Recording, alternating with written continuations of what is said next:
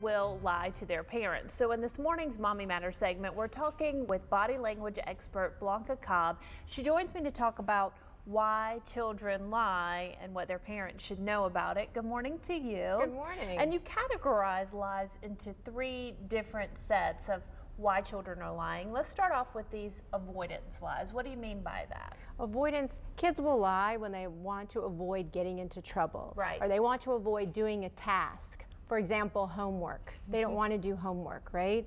So they're going to say a lie, tell a lie to avoid it. Avoid conflict. Right.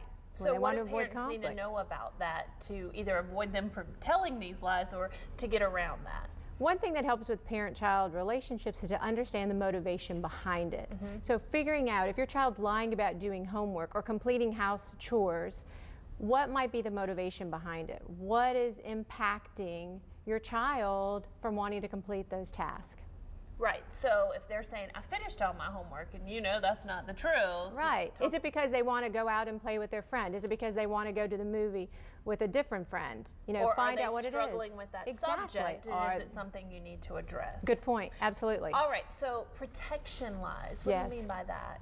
Protection lies are about protecting oneself or protecting someone else, either from getting hurt or sparing someone's feelings. For example, if your child is no longer best friends with Susie, for example, maybe your daughter doesn't want to tell the reason why she's no longer friends with Susie. Instead, be like, oh, we're not in the same classes anymore. Right. We don't have the opportunity to hang out. That's the reason we're not friends. Instead of being truthful and saying, I'm upset because you hurt my feelings about not going to the movies with me. And this can be hard, especially for young children, where you say, don't lie, don't lie, don't lie, and then you may tell a little white one that spares people's feelings. Exactly. It's kind of hard to explain that to kids, isn't it? That's right, because they're very concrete. Depending on where they are developmentally, the younger they are, the more concrete they are, and they learn by example.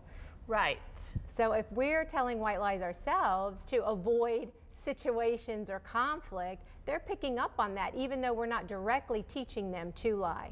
So realize that they're doing the same thing that you may be doing. All right, Exactly. Self-boosting lies. This is about self-image. This is about making one seem bigger or better than what they really are, whether it's a skill, whether it's a sport, right? It's that self-image that they're trying to protect. Right. For example, think about a child who doesn't get picked to be on the soccer team. They might say, he or she might say, you know, soccer's not really that important to me anyway. Right. It's protecting the image. So what do parents need to know about children and lying overall, in your opinion? In my opinion, it's going to happen. Right. When we start, and it's normal. It's very normal.